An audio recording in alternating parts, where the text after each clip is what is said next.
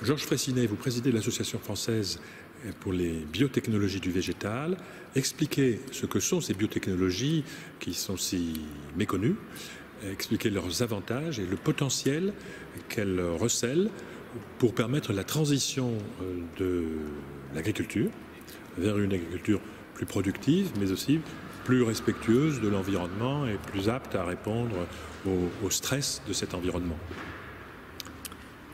Merci. Donc c'est un sujet très large, puisque les biotechnologies végétales recouvrent un ensemble de technologies qui permettent, si on veut les classer en deux catégories, soit d'augmenter la diversité génétique, la variabilité génétique, soit d'accélérer les générations en faisant du sauvetage d'embryons ou des haploïdes ou des types de ce type-là.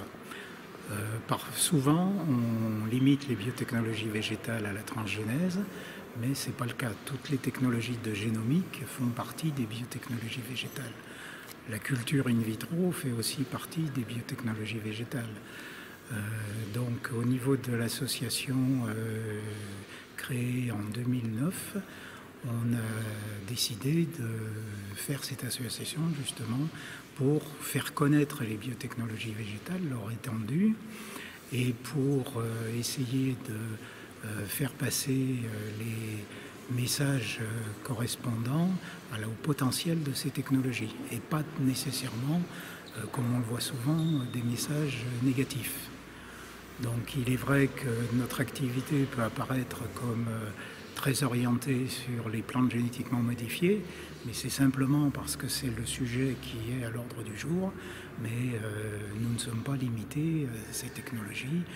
Bon, maintenant on s'intéresse un peu à l'édition génomique parce que c'est ce qui est, non pas à la mode, mais c'est les nouvelles technologies qui sont sorties, mais toute biotechnologie végétale nous concerne.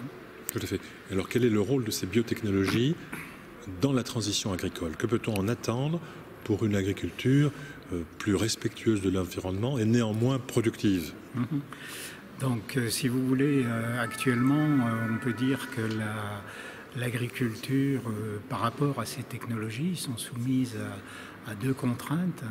Une contrainte sur la réduction d'utilisation des produits phytosanitaires, et puis tout ce qui est lié à l'environnement, au changement climatique, aux besoins en eau, aux besoins en engrais et tout ça. Donc ces biotechnologies, donc pour travailler sur ces sujets-là ou pour répondre à ces sujets-là, il faut que l'on soit capable de développer le plus rapidement possible de nouvelles variétés qui présentent soit des caractères de résistance aux pathogènes et aux agresseurs, soit adaptés à la résistance à la chaleur ou à l'humidité quand il pleut beaucoup et tout ça. Et les biotechnologies végétales permettant d'aller plus vite dans la création variétale sont des outils indispensables pour aider à résoudre ces problématiques. Ça ne veut pas dire que c'est le seul moyen pour résoudre ces problématiques, mais ça doit en faire partie à part entière. Il ne faut pas les exclure a priori. Il ne faut pas les exclure a priori, comme c'est un peu le cas en Europe et en France. Très bien. Je vous remercie.